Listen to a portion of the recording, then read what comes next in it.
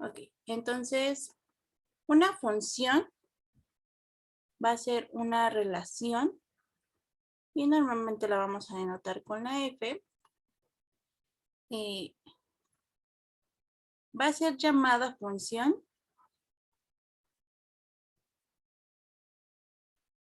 si a, b está en f. Acuérdense que cuando hablamos de relaciones, hablamos de subconjuntos de producto cartesiano. Entonces, los elementos de una relación siempre van a ser pares ordenados. Entonces, si a, b está en f, en este conjunto, va a implicar que...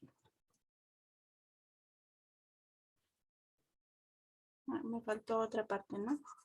Si a, b está en f y a, c está en f, entonces b tiene que ser igual a c. Entonces, para dejar esto un poquito más claro, f va a ser función si y solo si para cualquier elemento que ustedes tomen en su dominio, en el dominio de su función, va a haber exactamente uno y solo uno. Le voy a poner así, exactamente un b, tal que a va a dar a b. Entonces, pues para representarlo con diagramas, como tenemos una relación, necesitamos dos conjuntos, digamos X y digamos Y, ¿no? Entonces, para que una cosa sea función, no puede pasar que a un elemento de aquí lo mande a dos elementos distintos de aquí. Esto no ocurre. Entonces, lo que tiene que ocurrir es que si pasa esto, entonces va a resultar que Y1 es igual a Y2. ¿Está claro hasta ahí, chicos?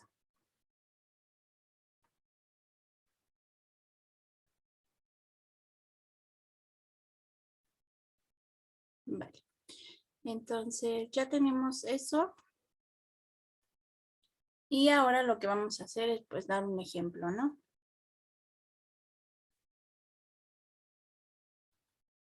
Nuestro ejemplo va a ser el siguiente. Vamos a poner un conjunto A que sea el que tiene al 1, al 2 y al 3.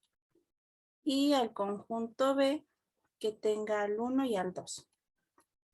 Entonces, vamos a definir a F como sigue. Va a ser el conjunto que tiene a la pareja 1,1, 2,2 y 3,2. Entonces, ¿esta cosa es función, chicos?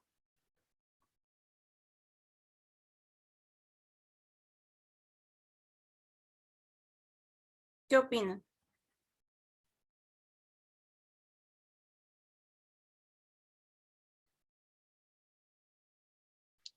Yo creo que sí. Ok. Sí, sí va a ser función porque, si se fijan, para empezar, cada elemento del dominio, en este caso el dominio es A, va a dar a un elemento de B, ¿no? Entonces, eso para empezar.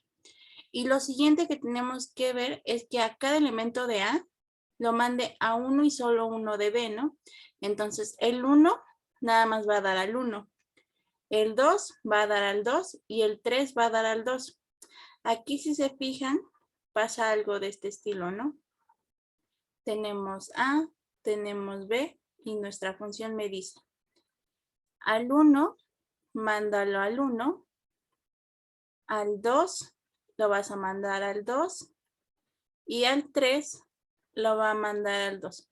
Entonces, aquí se podría confundir que esta cosa no es función, ¿no? Porque se parece un poquito a esto, pero si se fijan no es lo mismo. Aquí lo que pasa es que a dos elementos distintos de A los manda a uno de B. Pero eso sí puede pasar. Y pues de hecho eso motiva otra definición que vamos a ver más adelante, que es la de inyectividad. Pero pues eso para empezar, ¿no? Y ahora, si yo defino a G igual del conjunto A al conjunto B como los definí aquí, que sea este conjunto, el que tiene al 1, 1, el que tiene al 1, 2, el que tiene al 2, 2 y el que tiene al 3, 1. ¿Es función?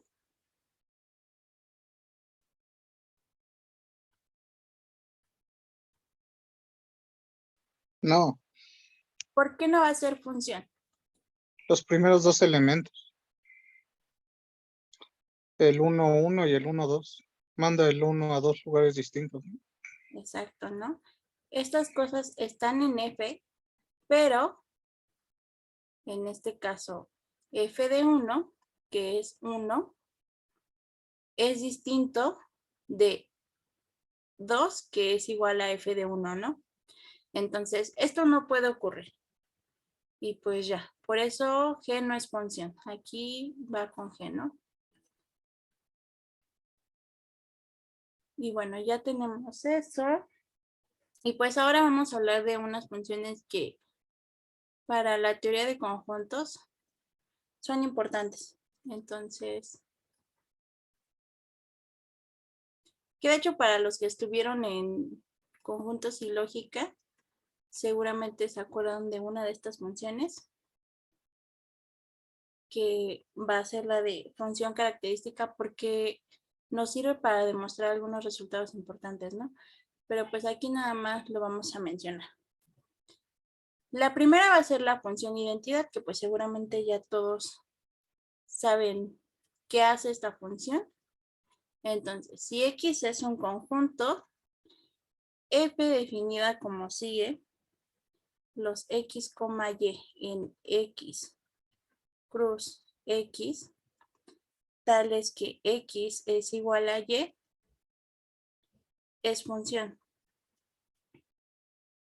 Y se va a llamar función identidad de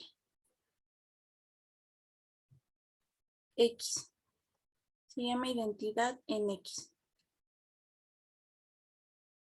Y la vamos a denotar como F igual a la identidad en X. Entonces, pues lo que hace esta función es que a los elementos de X los manda a ellos mismos. Entonces, pues es una función que nos sirve como ejemplo de cuando una función es inyectiva y cuando es sobre, que ahorita vamos a repasar esos conceptos. Entonces, función característica. Si nosotros tenemos igual X un conjunto y A un subconjunto de X. Entonces, esta contención indica que puede estar contenido propiamente o pueden ser iguales, ¿no? Pero, ¿qué pasa si A está contenido propiamente en X? Que va a existir alguien aquí, no es cierto, que va a existir un elemento en X, tal que X no está en A, ¿no? Se le pueden escapar elementos. Eso lo podemos ver de esta forma, ¿no? Puede haber alguien aquí, que este es el conjunto X y este A, que no está en A. Entonces está contenido propiamente, no son iguales. ¿Y eso para qué nos sirve? Pues nos va a servir para definir la siguiente función. Entonces, definimos esta cosa que va a ir conjunto X al conjunto que tiene al 0 y al 1. Entonces, esta función lo que va a hacer es que a cada X en X lo va a mandar al 1 si X pertenece a A y lo va a mandar al 0 si X no pertenece a A. Entonces,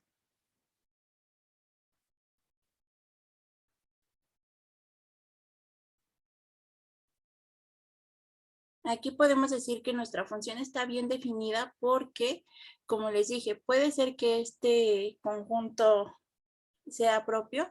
Entonces sí podemos hablar de cuándo los elementos de X pertenecen a A y cuándo no. ¿Sí está claro más o menos lo que hace esta función, chicas? Indicadora que se usa en probabilidad. Sí, me parece que sí. Entonces, sí, me parece que sí, Let. Bueno, ahora ya que vimos esta función, la última que vamos a ver va a ser la función inclusión. Entonces, le vamos a llamar inclusión de A en X. Entonces, esta función, de hecho, es muy parecida a la función identidad, pero lo que va a hacer es que considera un conjunto X, el que sea, ¿no? Y a ese conjunto X le vamos a tomar el conjunto, a un subconjunto de él. Y lo que vamos a hacer es que la función inclusión, que le vamos a poner con esta anotación, van a ser los X, X, y pues ya desde aquí se parece a la identidad, ¿no? Pero ¿qué va a tener de diferente esta función a la identidad? Que esta nada más va a considerar a los elementos que están en A. Entonces, esta va a ser llamada inclusión de A en X.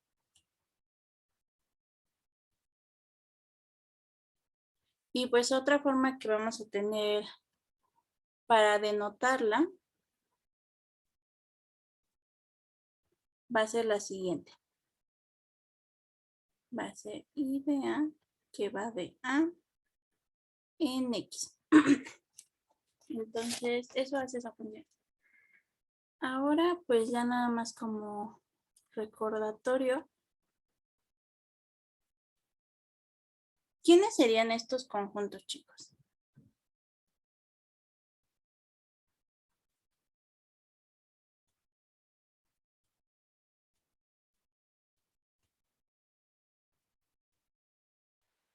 ¿Quién sería el dominio de una función?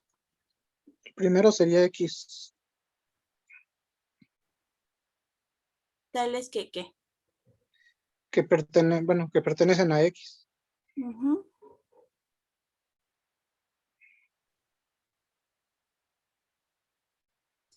Aquí falta eso, ¿no? Tal que existe Y de tal forma que f de X es igual a Y. Otra forma Ok. que podemos ponerlo son los X en X, tales que X, f de X está en mi función. Aquí estamos viendo a la función como relación. Entonces, ahora, ¿quién sería Y? Es muy parecida a la definición.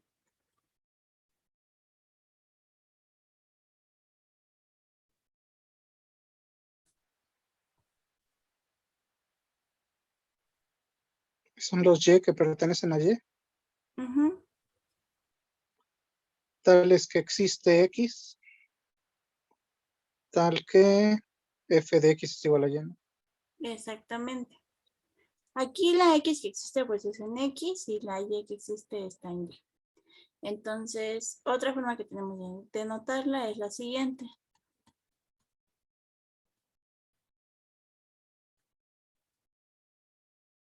Que de hecho esta pues la podemos denotar incluso así, ¿no? F de X. Ok. Ahora pues, así como nosotros podemos componer relaciones, como toda función va a ser relación, pues vamos a poder componer funciones. Entonces, pues vamos a hablar de ese concepto, ¿no? Composición de funciones. Entonces, pues para componer funciones necesitamos al menos dos funciones, ¿no? Digamos, f que vaya de x a y y G que vaya de Y a Z. Y pues tienen que ser ya funciones. Y vamos a definir la composición como sigue. Son F compuesta con G, base del conjunto de los X, Z, tales que existe un Y, de tal forma que X, Y está en F y Y, Z está en G. Entonces, pues otra forma que vamos a tener de escribirlo va a ser los X, y aquí vamos a ponerlos. Tales que existe F de X, de tal forma que X, F de X está en mi función y F de X, G de F de X está en G. Y aquí pues iría primero F de X y luego aplicamos G, ¿no? ¿Sí está claro esto, chicos?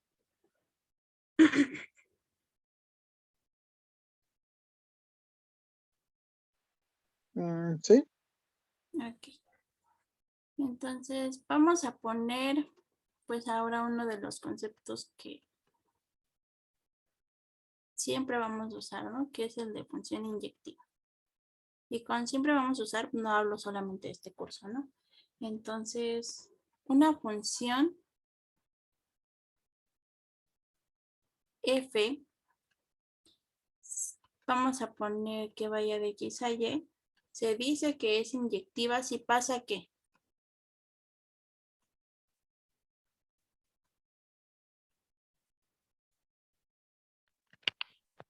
Que para todo X1, X2 con X1, X2 diferentes, o bueno, diferentes, que pertenecen al dominio, entonces van a caer a una función diferente o a una contradominio diferente. Ajá, ¿no? Exactamente. Si estos son distintos, tiene que pasar que estas bajo la función también son distintas, ¿no? Y pues esta es la definición que se usa, pero también vamos a tener la contrapuesta, ¿no? ¿Cuál sería la contrapuesta?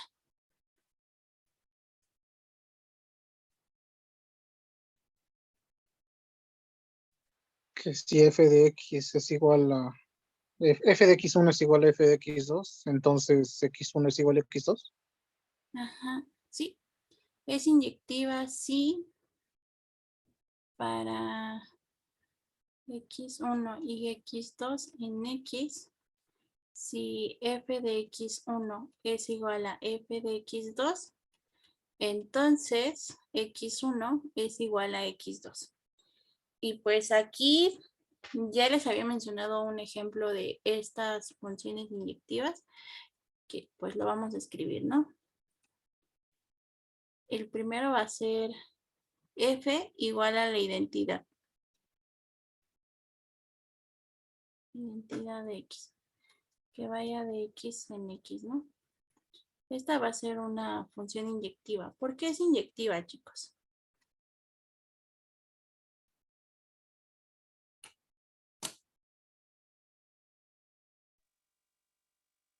Porque cada X va a caer a un punto distinto. Ujú, sí, Y ¿no? solo a un. Porque cada uno va a dar a sí mismo, ¿no? Entonces, si lo hacemos para cada uno, si se fijan como que va a hacer esto, ¿no? Entonces, no va a pasar que exista alguno que haga esto, ¿no? No nos va a pasar algo así, que es lo que no queremos. Entonces, pues una forma rapidísima de probarla es con la contrapuesta. Supongamos que f de x1 es igual a f de x2. Entonces, para x1, esto lo voy a ahorrar, ¿eh? Y x2 en x, ¿no? Entonces, ¿qué pasa si f de x1 es igual a f de x2? Pues estaríamos concluyendo que x1 es igual a x2. Exactamente. Y eso es porque mi función está definida como a f de x, mándalo a x. Y pues si se fijan es muy fácil probarlo, ¿no? Entonces, otra función que va a ser inyectiva, que pues las podemos construir, ¿no? Que sea x igual al que tiene el unitario del vacío y al doble unitario del vacío. Y definimos a y como que nada más tenga a estos conjuntos, ¿no? Entonces, si f es la siguiente función, vamos a tener que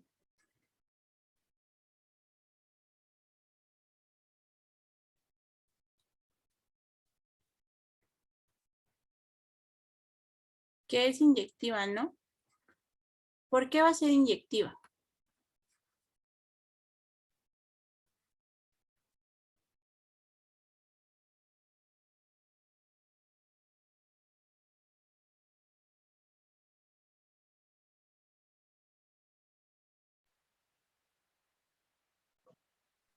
Cada elemento del dominio va a diferentes elementos de la imagen, ¿no? Exactamente. Este va a dar a este de aquí y este de el vacío, no es cierto, es que lo estoy escribiendo mal, ¿verdad? Aquí va el vacío y aquí va el doble unitario del vacío. El unitario del vacío va a dar al vacío y el doble unitario del vacío va a dar al unitario del vacío. Y aquí como vacío es distinto del unitario del vacío, pues sí, las imágenes son distintas, ¿no? Entonces cada uno va a dar a dos cosas diferentes. Entonces para este ejemplo sí va a ser una función inyectiva. Vamos a poner f es inyectiva. Y pues ahora vamos a poner la función sobreyectiva.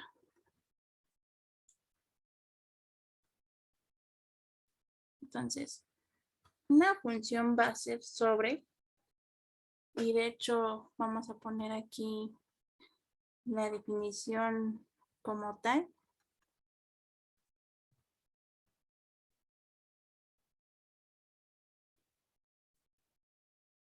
Vamos a decir que f va de a en b, ¿no? F es sobreyectiva si todo mi conjunto A cubre todo el contradominio, ¿no? Entonces, si la imagen de A es todo el conjunto B, vamos a decir que nuestra función es sobreyectiva. Y aquí digo que sí. Me avisan cuando pueda cambiar.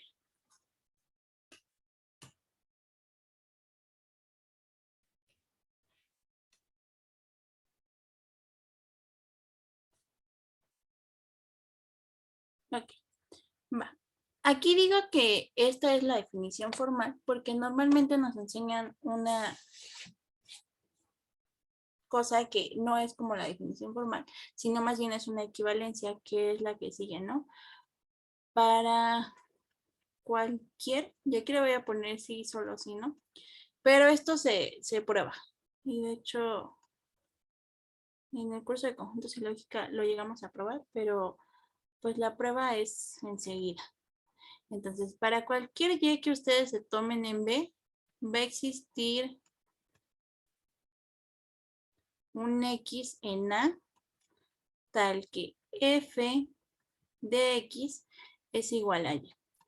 Ambas la pueden tomar como definición. Sin embargo, esta es equivalente a esta de acá. Ok. Y pues ya nada más lo último va a ser si nuestra función es biyectiva, si pasa ¿qué? Que es inyectiva y sobreyectiva. Exacto. Si F es inyectiva y sobre.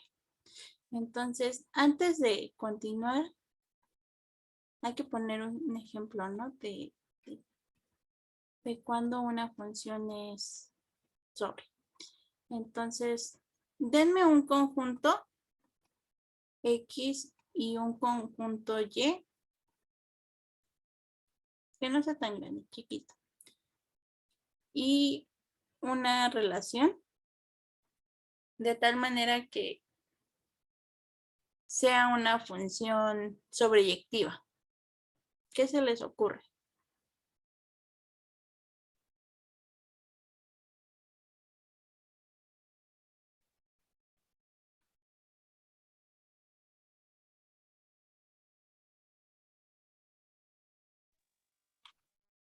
F de X igual a X al cuadrado. Ok, vamos a ponerlo así.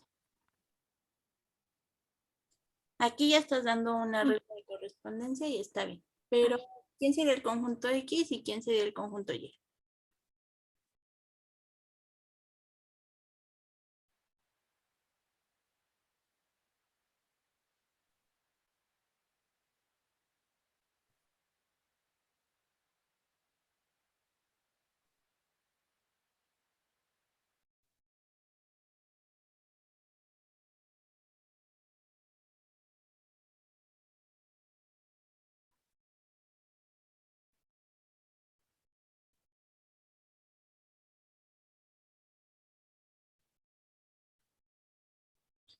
Ok.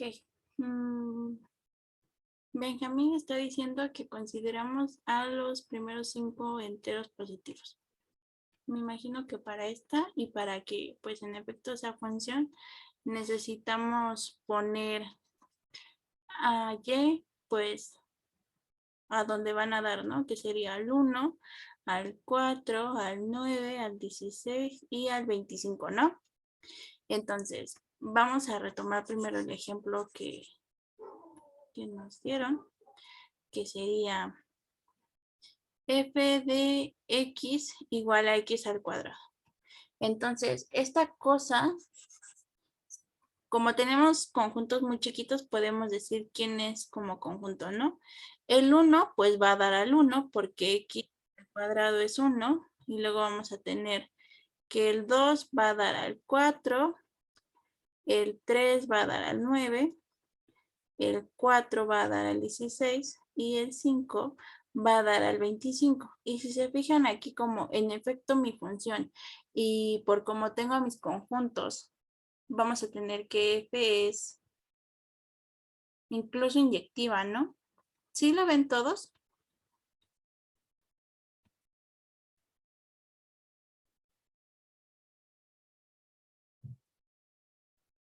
Entonces, ahora sí, vamos a poner el otro ejemplo que nos dio Benjamín, que es igual. Considerar a X como este conjunto y que sea igual a Y. Y nuestra función pues va a ir de X en y va a ser el siguiente conjunto, tal que F es igual al que tiene 1, 5, al 2, 4, al 3, 3, al 4, 2 y al 5, 1. Esta función es inyectiva y sobre, ¿no? ¿Sí lo ven todos?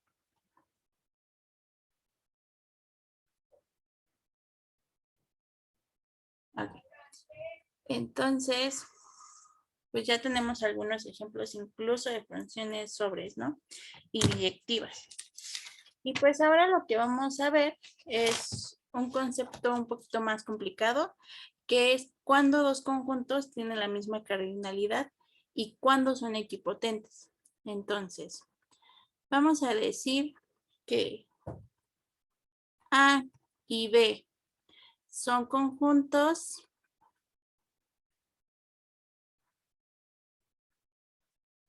que A y B tienen la misma cardinalidad. ¿Alguien se acuerda a qué se refiere el concepto de cardinalidad? La cantidad de elementos de un conjunto. Exactamente. Entonces, vamos a decir que dos elementos tienen la misma cantidad, dos conjuntos tienen la misma cantidad de elementos, sí, solo sí. Va a existir una función que va de el conjunto A en B y esta va a ser biyectiva. Entonces, si logramos hacer, más bien, encontrar una función que sea biyectiva y que vaya de un conjunto a otro, pues también vamos a poder decir que esos dos conjuntos son equipotentes.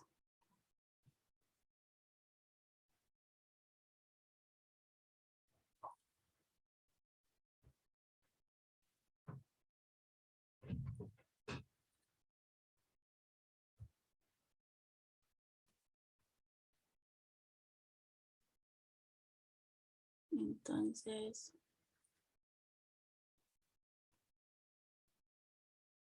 no necesariamente nuestros conjuntos tienen que tener los mismos elementos. Por ejemplo,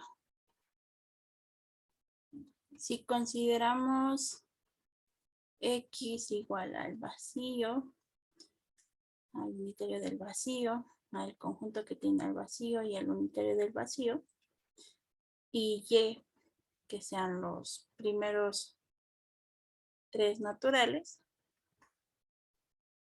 vamos a tener que X y Y son equipotentes, que de hecho pues aquí estoy retomando un poco cómo se construyen los naturales, que es que al vacío pues lo representamos con el 0, ¿no? Al unitario del vacío, como tiene un elemento, lo vamos a representar con el 1, y a este de aquí que tiene dos elementos, que es el vacío y el unitario del vacío, lo vamos a representar con el 2. Entonces, pues de hecho puedo definir mi función así, ¿no? X que vaya, F que vaya de X en Y y que esté definida de esta forma, ¿no? Al vacío lo mando al 0, al unitario del vacío lo mando al 1 y al conjunto que tiene el vacío y al unitario del vacío lo voy a mandar al 2. Entonces, esta función vamos a tener que es inyectiva y es biyectiva y sobre, ¿no? Entonces, por lo tanto, pues va a ser biyectiva y por lo tanto vamos a decir que X es equipotente a Y. Y aquí me faltó poner. Lo denotamos como A equipotente a B. Entonces, esa va a ser la manera en que vamos a denotar A y B equipotentes. Entonces, pues de hecho tienen la misma cardinalidad el conjunto X y Y. Ahora, otra de las cosas que vamos a poder probar con esto es que los naturales son equipotentes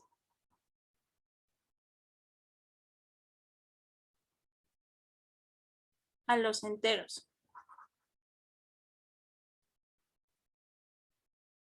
Entonces, para ver que son equipotentes o que tienen la misma cardinalidad, pues tenemos que probar que existe una función, ¿no?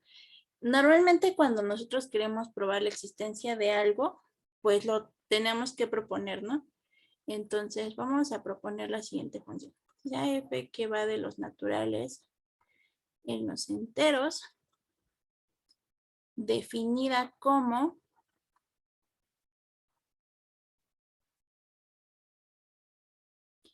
f de x, la vamos a definir por partes, va a dar a x entre 2 si x es par y va a dar a menos x más 1 entre 2 si x es impar. Entonces, ya que la propuse, pues hay que ver que en efecto es biyectiva, ¿no? Entonces voy a poner para cada x en los naturales. Entonces vamos a demostrar que f es biyectiva. Y pues como la estamos definiendo por trozos, vamos a hacerlo por partes, ¿no?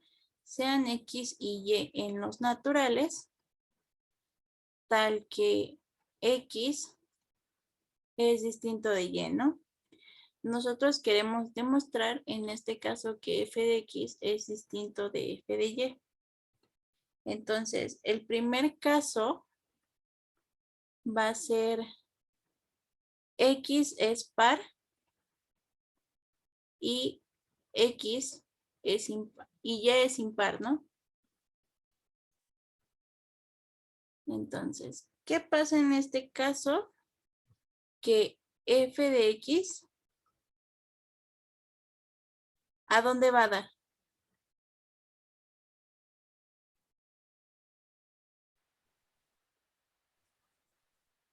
X entre 2, ¿no? Exacto. Aquí voy a poner mejor el caso en el que Y es par. Entonces va a dar X entre 2. ¿Y f de Y a dónde va a dar? Y entre 2 también, ¿no? Pero X entre 2 y Y entre 2, ¿son iguales o son distintos? Acuérdense que estamos suponiendo que X es distinto de Y.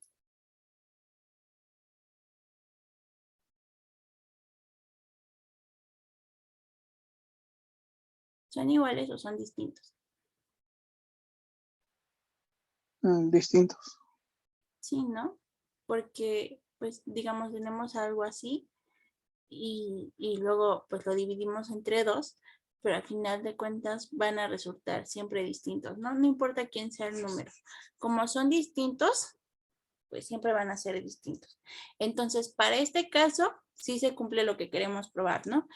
Pero hay que evaluarlo para todos los casos. El caso 2, ahora sí es cuando X es par y Y es impar. Entonces, vamos a tener que f de X va a dar a X entre 2, ¿no? Que como X está en los naturales, este número tiene que ser mayor o igual que 0, ¿no? ¿Sí lo ven todos? Sí. Ok.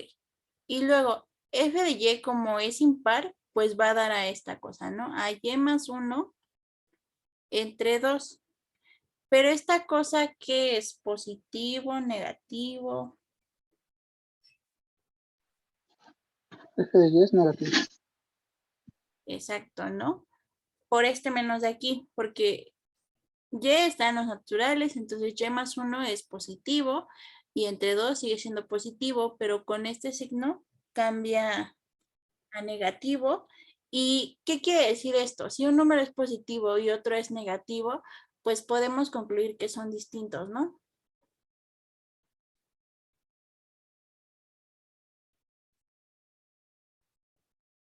¿Sí lo ven todos?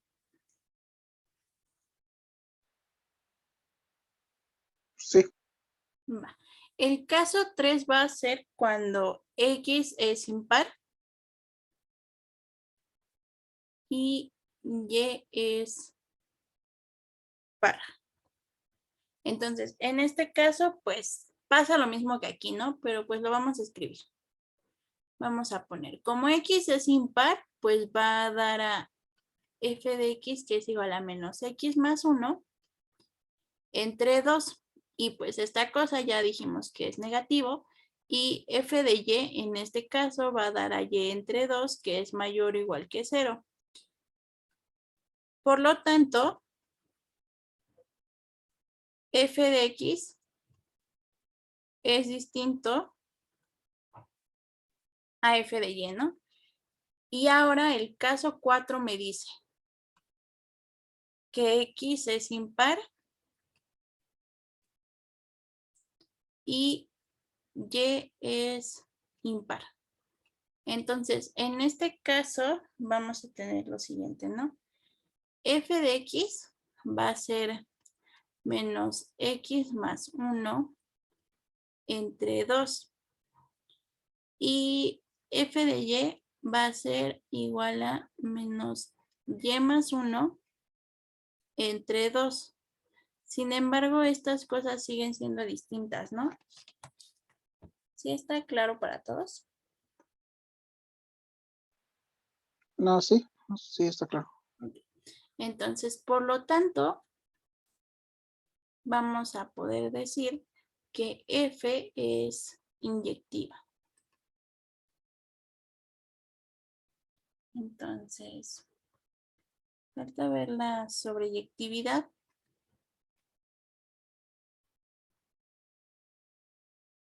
Entonces, esto se las voy a dejar de tarea moral, pero pues si no le sale de todos modos, yo se las subo en las notas. Y bueno, antes de terminar, ¿por qué quiero dejar esto de tarea moral? Vamos a ver otros resultados, que nada más son igual algunos recordatorios. Los voy a poner de este lado para anexarles la prueba de la sobreyectividad. Y vamos a poner lo siguiente. Es un teorema. Si F es inyectiva, entonces F es invertible. Este teorema nos dice que va a existir la inversa de una función siempre y cuando ésta sea inyectiva, ¿no? Entonces vamos a denotar a la inversa de F como F a la menos 1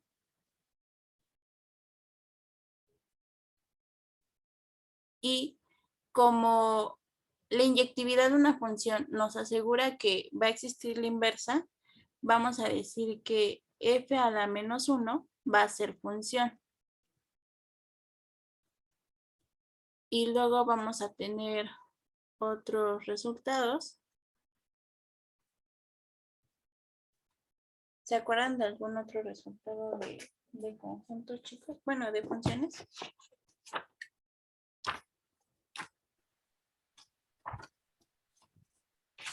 El de Cantor, Bernstein, Schroeder. Ay, sí. Que de hecho ese, si algunos se acuerdan, se prueba un poquito con lo de equipotencia. Entonces, sí es bien importante eso, ¿no?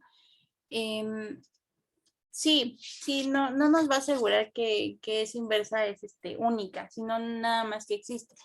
Y de hecho, pues va a ser, justo como dice Liliana, que va a ser la inversa por la izquierda. Lo que nos va a asegurar que esta inversa es única es que si F es biyectiva, como es inyectiva, pues va a ser invertible, ¿no? Pero además, esta inversa sí va a ser única, ¿no? ¿Sí están todos de acuerdo?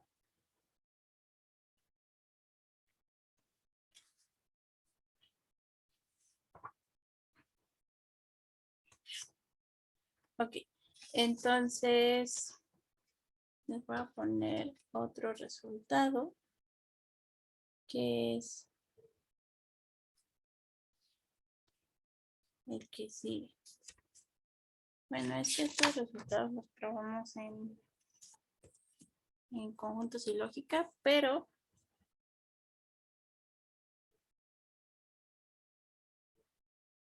se los voy a poner, ¿no? Definición. Si ustedes tienen una función que va de X en y pues aquí justamente vamos a retomar este concepto que dijo Liliana, que es el que nos dice que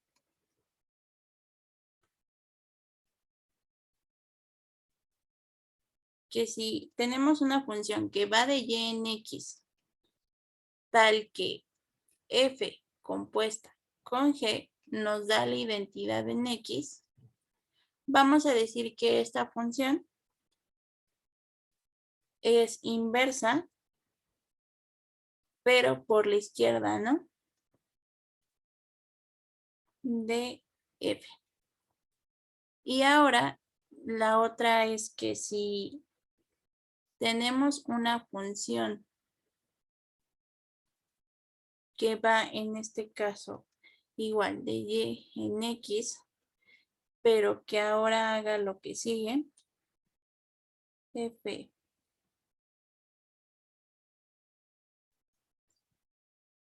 g compuesta con f y nos da la identidad, pero en el conjunto y, se va a llamar inversa derecha. ¿Sí se acuerdan todos de este concepto?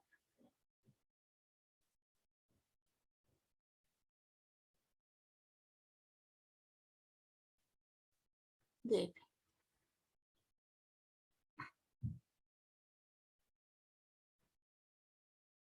Entonces, como dice Liliana, justamente, si nuestra función es inyectiva, eso nos va a asegurar que tenemos una inversa por la izquierda. Entonces, ahora, si nosotros tenemos una función que es inversa derecha, vamos a poder decir que nuestra función es sobreyectiva. ¿Sí están claros esos conceptos, chicos?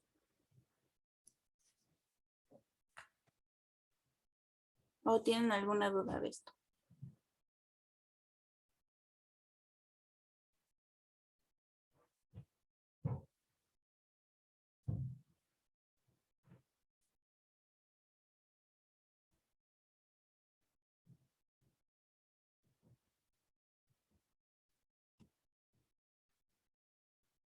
Aquí ya nada más se los voy a poner para mencionarlo, para que no se quede al aire. Nos mencionaba nuestro compañero que otro de los resultados que vamos a tener es el teorema de Cantor-Schroeder-Bernstein, que este nos dice que si nosotros tenemos que X es equipotente a Y y Y es equipotente a X, entonces X es igual a Y. Que lo puedo poner así, ¿no? Lo que nos dice es que estas cardinalidades pues son iguales, que parece como obvio, ¿no? Yo cuando vi este teorema decía, pues es obvio, ¿no? Pero pues la demostración está un poquito complicada. Pero bueno, chicos, si no tienen más dudas de lo que vimos hoy, pues ya acabamos.